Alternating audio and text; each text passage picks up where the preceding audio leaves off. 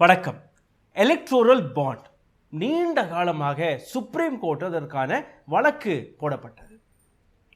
நீதிபதி சந்திரசூட் அவர்களுடைய டேபிளில் வந்தால் கூட இதற்கான முடிவை எடுக்கவில்லை. இன்னைக்கு அதற்கான தீர்ப்பு வெளிவந்திருக்கிறது. சுப்ரீம் கோர்ட் எடுத்து வைத்த விஷயம், electoral bond scheme is unconstitutional. இந்த நாட்டு கான்ஸ்டிடியூஷனுக்கு எதிராக எலக்ட்ரோரல் பாண்ட் இருக்கிறது. SBI should reveal the detail of the donors. யாரெல்லாம் பணத்தை கொடுத்திருக்கிறார்களோ, அரசியல் கட்சிகளுக்கு நிதியாக கொடுத்திருக்கிறார்களோ, அந்த நபர்களுடைய பட்டியலை வெளிவிட வேண்டும். யாருக்கு இந்த பணம் போனது, அந்த பட்டியலை நீங்கள் பாருங்கள். 2018ஆம் ஆண்டு 210 கோடி ரூபாய் பிஜேபி அக்கௌண்ட்டில் போனது நிதியாக. யார் கொடுத்தது அதை பற்றி நாங்கள் பேச மாட்டோம். 2019ஆம் ஆண்டு 1450 கோடி ரூபாய் பிஜேபிக்கு போனது. யார் கொடுத்தது என்று நாங்கள் கூற மாட்டோம். 2020ஆம் ஆண்டு 2555 கோடி ரூபாய் இதே பிஜேபிக்கு போனது. ஆனால் நாங்கள் விவரத்தை கொடுக்க மாட்டோம். 2021ஆம் ஆண்டு 22.38 crore, 2022ஆம் ஆண்டு 1033 crores, 2023ஆம் ஆண்டு 1294 crores. ஆக மொத்தம் நீங்கள் பார்த்தீர்கள்னா கிட்டத்தட்ட 6564 கோடி ரூபாய் பிஜேபிக்கு மட்டுமே இந்த எலக்ட்ரோரல் பாண்ட் வழியாக போனது. இதே போன்ற பட்டியல் காங்கிரஸுக்கும் இருக்கிறது, மற்ற அரசியல் கட்சிகளுக்கும் இருக்கிறது. ஆனால் இந்த எலக்ட்ரோரல் பாண்ட் எப்படி கான்ஸ்டிடியூஷனுக்கு, டெமோக்ரஸிக்கு எதிராக இருக்கிறது என்கிற அந்த விளக்கத்தை பற்றி இன்னும் ஆழமாக பேசுவதற்காக ஐயா இணைந்திருக்கிறார். சார் வணக்கம். வணக்கம் சார், ஒரு சின்ன பட்டியலை நான் எடுத்து வைத்தேன். இந்த பட்டியலை தாண்டி நீங்கள் பார்த்தீர்கள்னா மாநில கட்சிகள் அவர்கள் தான் மிகப்பெரிய அளவில் பாதிக்கப்பட்டார்கள் இந்த எலக்ட்ரோரல் பாண்ட் வந்ததற்கு பின். அதற்கு முன்னாடி நீங்கள் பார்த்தீர்கள்னா ஏதோ ஒரு வழியில் சின்ன சின்ன நிதியாக அவர்களிடம் போனது. ரெண்டாவது விஷயம், எங்கேருந்து இந்த பணம் பொலிட்டிக்கல் கட்சிகளுக்கு போகிறது என்கிற அந்த கேள்வியை, அந்த விளக்கமே தெரியாத போது அந்த நபருக்கு தனிப்பட்ட முறையில் ஒவ்வொரு அரசியல் கட்சியும் ப்ராஜெக்ட்ஸ்களை வழங்குவது, லைசன்ஸ்களை வழங்குவது, இது போன்ற விஷயங்கள் எந்த அளவில் ஒரு மிகப்பெரிய அளவில் இந்த நாட்டு பொருளாதாரத்தையும் சீர்குலைத்திருக்கிறது என்கிற ஒரு கேள்வியும் வெளிவருகிறது. இந்த முடிவை நீங்கள் எப்படி பார்க்கிறீர்கள்? இது போன வருஷம் சுப்ரீம் கோர்ட்டில் போனது. அப்போவே வந்திருந்தால் ஒரு இம்பேக்ட் ஆகியிருக்கும் 2024 எலெக்ஷனில். ஆனால் இப்போ ஒரு மாதம் கூட இல்லை, ஒரு 29 நாட்களில் நோட்டிஃபிகேஷன் வந்துடும். இந்த 29 நாட்களில் எந்த விதமான இம்பேக்டை 2024 எலெக்ஷனில் நாம் பார்க்க முடியும்? பெட்டர் லேட் தென் நெவர் அப்படின்னுவாங்கல்ல, அந்த அடிப்படையில் இதை நம்ம வரவேற்கலாம். உச்ச நீதிமன்றத்தினுடைய 5 நீதிபதிகள் கொண்ட அமர்வு ஒருமித்த கருத்தோடு இது இந்திய அரசமைப்பு சட்டத்தினுடைய மக்களின் அறிந்து கொள்ளக்கூடிய உரிமைக்கு முரணானது என்று சொல்லி இந்த தீர்ப்பு வழங்கப்பட்டிருக்கிறது. அரசமைப்பு சட்டத்தினுடைய ஆர்டிகல் 19(1) அதற்கு இது எதிரானது.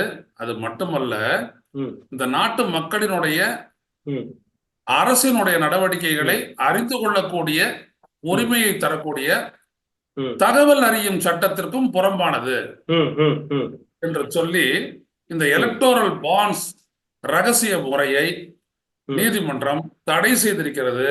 உடனடியாக இதற்கு மேல் எந்த பாண்டுகளையும் நீங்கள் விற்கக்கூடாது என்று வங்கிகளுக்கும் தடை போட்டிருக்கிறது. வரவேற்கத்தக்கது. ஒரு நீதிபதி கூட இதுல டிசன்ட் வாய்ஸே இல்லை, அந்த அளவுக்கு சொல்லியிருக்காங்க. மிகவும் வரவேற்கிறோம். அதில் அவர்கள் சொல்லியிருக்கக்கூடிய முக்கியமான வார்த்தை, இன் எ டெமோக்ரசி, ஜனநாயகத்தில் ஒரு கட்சி நிதி எங்கிருந்து பெறுகிறது என்பது தொடர்பாக ஒரு வெளிப்படைத்தன்மை இருக்க வேண்டும், டிரான்ஸ்பரன்சி இருக்க வேண்டும் என்று சொல்லியிருக்கிறது. மிக முக்கியமான ஒரு கருத்து, மிக ஆழமானது. ஏன் என்று கேட்டால், யார் இப்பொழுது 6564 கோடிக்கு நீங்க கணக்கு சொன்னீங்க, இத்தனை ஆண்டுகளில் இவ்வளவு கொடுக்கப்பட்டிருக்கிறது என்று, அவ்வளவு நிதியை கொடுத்தவர்கள் யார்? கொடுத்ததற்காக ஒரு அரசியல் கட்சிக்கு மட்டும்தான். அதான் ஒரு அரசியல் கட்சிக்கு, பாஜகவுக்கு மட்டும். அதன் மூலம் அதற்கு பதிலாக அவர்கள் பெற்றது என்ன? நான் இதைத்தான் பற்றி பேசும் பொழுது முன்னாள் தலைமை தேர்தல் ஆணையராக இருந்த ஒருவரோடு நான் தூர்தர்ஷன்ல பேசும்போது நான் சொன்னேன், இது நத்திங் பட் கிரானிக் கேபிட்டலிசம். இது கூட்டு களவாணி முதலாளித்துவம் என்று சொல்லி இது நீ கொடு, அதற்கு உனக்கு என்ன வேணுமோ. இப்ப ஒரு நிறுவனம் வந்துட்டு ஒரு வசதியை பெறுது, ஒரு ஒப்பந்தத்தை பெறுது அரசுகிட்டன்னா அதற்கு காரணம் அது ரகசியமா கொடுத்த இந்த நிதி தான் அப்படின்னு யாருக்கும் தெரியாது. ஏன்னா அவங்க போயிட்டு அந்த சான்றிதழை வாங்க போறாங்க ஒரு 100 கோடிக்கு, அதை எடுத்தாந்து பாஜக கொடுக்க போறாங்க. அந்த பேங்க்ல இருக்கக்கூடிய அந்த கிளர்க்குக்கு தெரியலாம், அடுத்தபடியா பாஜகவுக்கு தெரிய வர யாருக்குமே தெரியாது. அப்போ இது முக்கியமா தெரிஞ்சிருக்க வேண்டிய இடம் என்னன்னா, ஒரு கட்சி அது வசூலிக்கக்கூடிய தேர்தல் நிதிகள் எங்க இருந்து கிடைக்குதுன்றது வந்துட்டு தேர்தல் ஆணையத்துக்கு தெரியப்படுத்தப்படணும். அதுவே இல்லை. அந்த இடத்துல தான் அவங்க சட்டம் போட்டு என்ன பண்ணிட்டாங்க, அவங்க தெரிவிக்காம கொடுக்கறதுக்காக அந்த கருப்பு பணத்தை வெளிவருவதற்கான ஒரு வழிமுறை தான் இது அப்படின்னு சொல்லிட்டு நீதிமன்றத்துல வாதிட்டு இருக்குது அரசு. அதுக்குதான் உச்ச நீதிமன்றத்துடைய நீதிபதிகள் சொல்லியிருக்காங்க, கருப்பு பணத்தை வெள்ள போடுறதுக்கு இன்னும் ஏராளமான வழி இருக்குது, அதுக்கு எந்த வழி ஒன்றும் தேவையில்லை, நீங்க யார்கிட்ட இருந்து வாங்கினீங்கன்றத முதல்ல சொல்லுங்க, அது இந்த நாடு தெரிஞ்சுக்கணும், அதுக்கான உரிமை இந்த நாட்டுக்கு இருக்கு என்று சொல்லி இந்த முறையை, இந்த ரகசிய நிதி பெறக்கூடிய இந்த வழிமுறையை முற்றிலுமாக அடைத்து விட்டார்கள். அது மட்டுமல்ல, மார்ச் மாதம் 6ஆம் தேதிக்குள்ள இதுவரைக்கும் நீங்க யார்கிட்ட எல்லாம் நிதி பெற்றீங்க அப்படின்ற தகவலை எல்லா கட்சிகளும் வெளியிடணும்னு சொல்லிட்டாங்க.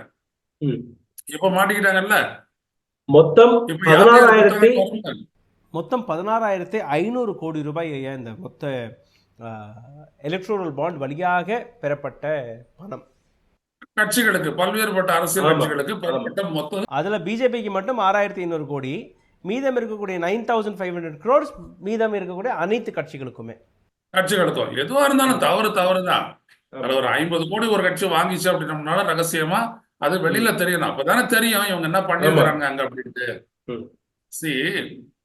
நமது நாடு வந்துட்டு பாத்தீங்க அப்படின்னம்னா ஒரு செக்குலர் சோசியலிஸ்டிக் டெமோக்ராட்டிக் ரிபப்ளிக் அப்படின்ற ஒரு இடத்துல போயிட்டு இது ஃபுல்லஸ்ட் ஒரு கேபிட்டலிஸ்ட் கண்ட்ரியா இருக்கு. இந்த கேபிட்டலிஸ்ட் கண்ட்ரில இருக்கக்கூடிய மிகப்பெரிய அபாயம் என்னன்னா, capitalist control the quality of the nation. அதாவது பெரும் பணக்காரர்களும் கார்பரேட் நிறுவனங்களும் நாட்டின் அரசியலும் ஆட்சியையும் அவர்கள் இயக்குவது, ரகசியமாக இயக்குவது. இந்த இடம் தான் ரொம்ப முக்கியம். அப்ப இந்த இடத்துலதான் வந்துட்டு சரியா கைய வச்சிருக்காங்க இந்திய உச்ச நீதிமன்றம். ஏன்னா தேர்தல் ஆணையம் இதெல்லாம் ஒண்ணும் பண்ணல, அது ரொம்ப சைலண்டாவே இருக்கும். இஸ் மாஸ்டர்ஸ் வாய்ஸ்ன்ற மாதிரி அப்படியே உட்காந்துட்டு நீதிமன்றம் இந்த இடத்தில் விழித்துக் கொண்டு மிக சரியாக ஒரு தீர்ப்பை அளித்திருக்கிறது.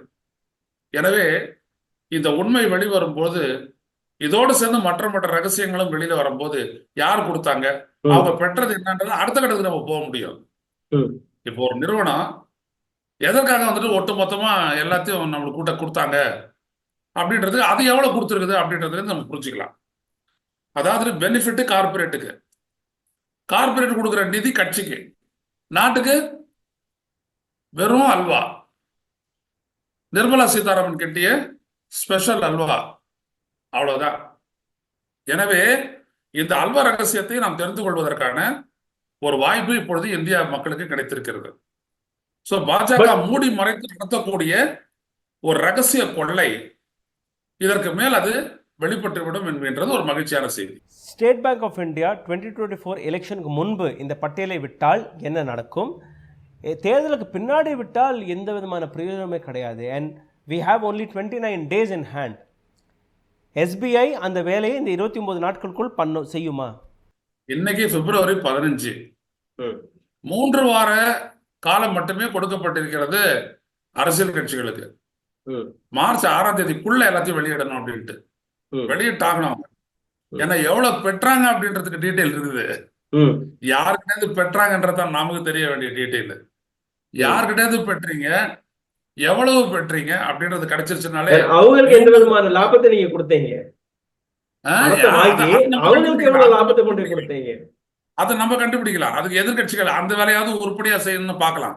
காங்கிரஸோ இல்ல திமுகவோ இல்ல திரிணாமுல் காங்கிரஸோ இல்ல இன்னைக்கு கேஸ்ல ரொம்ப போட்டு அல்லாடிக்கிட்டு இருக்கிறாங்க ஆம் ஆத்மி பார்ட்டி அவர்களோ, அவங்க அந்த விடயத்தை செய்வாங்கன்னு எதிர்பார்க்கலாம். உண்மை வெளியில வரணும் தேர்தலுக்கு முன்னாடி, அவ்வளவுதானே.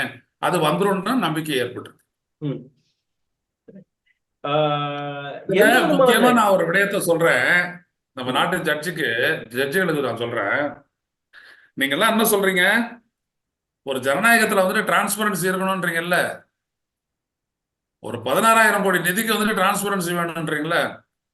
140 கோடி பேர் மக்கள்ல வந்துட்டு 100 கோடி பேர் வாக்காளராக இருந்து வாக்களிக்கிறாங்களே, அந்த வாக்குப்பதிவு எந்திரத்துல அந்த வாக்களிப்பு அந்த நடவடிக்கையில் எலக்டோரல் ப்ராசஸ்ல இதே டிரான்ஸ்பரன்சியை கேட்டு எத்தனை வழக்கு வந்துச்சு நீங்க ஏன் விசாரிக்கல? அங்கேயும் டிரான்ஸ்பரன்சி தானே கேட்கிறோம். நான் யாருக்கு வாக்களிச்சேன் அந்த வேட்பாளர் கணக்குல தான் என் ஓட்டு போய் சேர்ந்துச்சா, சேர்ந்த ஓட்டு அப்படியே தான் இருந்து அவ்வாறே எண்ணப்பட்டதா அப்படின்றத நான் கேட்டு எத்தனை கேஸ் போட்டேன். அங்க மட்டும் நீங்க டிரான்ஸ்பரன்சியை பத்தி பேசவே மாட்டேங்கிறீங்களே, அது என்ன கதை? சோர்ஸ் கோடு என்னது, சரியாக எழுதப்பட்டிருக்கா அப்படின்றத பார்க்கலாம்னு சொல்லிட்டு போட்ட ஒரு வழக்க நீங்க விசாரிக்காமலேயே தள்ளுபடி பண்ணீங்களே, அது என்ன விதமான டிரான்ஸ்பரன்சி கீழே வரும்னு சொல்லுங்க. உங்களுக்கு வந்துட்டு ஒருதலை பட்சமா தெரியல உங்களுக்கே. இது is that not one sided? If you want transparency is the essence of democracy, then you should find where such a transparency is there in the electoral process of this country, wherein over 97 crore voters are going to vote in the forthcoming parliamentary elections. So, Supreme Court of India, the judges of Supreme Court of India, please answer this country on this transparency question. Where is transparency in the EVM? Where is transparency in the unaccounted votes that has been polled in the VVPAT? You say that openly. In one place you talk about transparency, in other side you are not even checking up the source code of the EVM. Right. So this is what we put forth to the people of India as well as the Honorable Supreme Court of India. I totally understand with you, sir. ஆனா இதே இடத்துல 2024 election court வெளிவிட்ட electoral பாண்டுக்கு எதிரான இந்த முடிவுகள் எந்த விதமான பாதிப்பை எடுத்து வைக்கும்? யாருக்கு அந்த பாதிப்பு அதிகமாக இருக்கும்?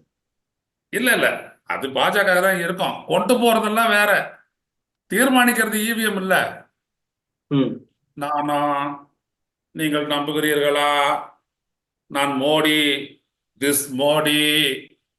அப்படின்னு இவர் ஆரம்பிச்சாரு அப்படின்னம்னா, இதை சொன்னதை மக்கள் எல்லாம் ஏத்துக்கிட்டாங்க. பாருங்க, எதை வச்சு ஓட்டு போட போற? ஒரு தொலைக்காட்சி நடத்துது, எதை வச்சு ஓட்டு போட போற?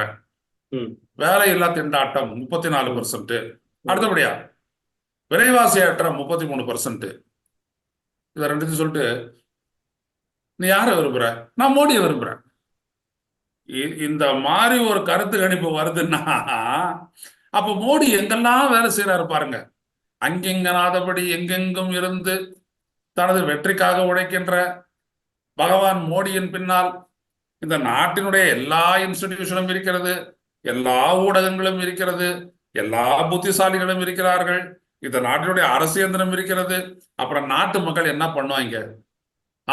ஓட்டை போட்டு வேடிக்கை பார்த்துட்டு இருக்க வேண்டியதுதான். இவங்கெல்லாம் வந்துட்டு டிவியில புழுன்னு புழுவாங்க. மோடி புழுவுறது 1%, மோடிக்காக புழுவுறது 99%. இதுதான் இந்தியன் டெமோக்ரஸி இன்னைக்கு. இதுல எப்படி அவங்களுக்கு ஏற்படுற பாதிப்பு தெரியும்? விவசாயிகள் போராடுறாங்க, அவங்களாலதான் நம்ம வந்துட்டு கொரோனா டைம்ல வந்துட்டு சாப்பிட்டோம் சாப்பாடு. அவங்களுக்கு பாருங்க 10,000 கண்ணீர் புகை குண்டுகளை வீசி கரைக்கிறாங்க. முந்தா நாடு நேற்று மறுபடியும் ட்ரோன்ல இருந்து குண்டு வீசுறாங்க. பட்டத்தை விட்டு அந்த ட்ரோனை சரிச்சுட்டாப்ல நம்ம விவசாயி. அதான் அவங்களுக்கும் புத்தி இருக்குது இல்ல. அவங்க சொர்ணம் உள்ளவங்க, உழைக்கிறவங்க. ஆனா எதுவும் கேட்காத அரசு ஊழியனுக்கு அள்ளி தராங்க. அரசு ஊழியரா கரெக்டா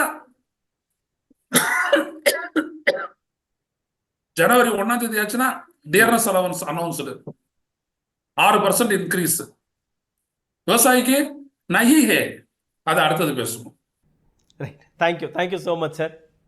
அடுத்த பதிவில் விவசாய போராட்டத்தை பற்றின பல்வேறு கேள்விகள், பல்வேறு இன்ட்ரெஸ்டிங்கான ஃபேக்ட்ஸை கொண்டு வர இருக்கிறோம்.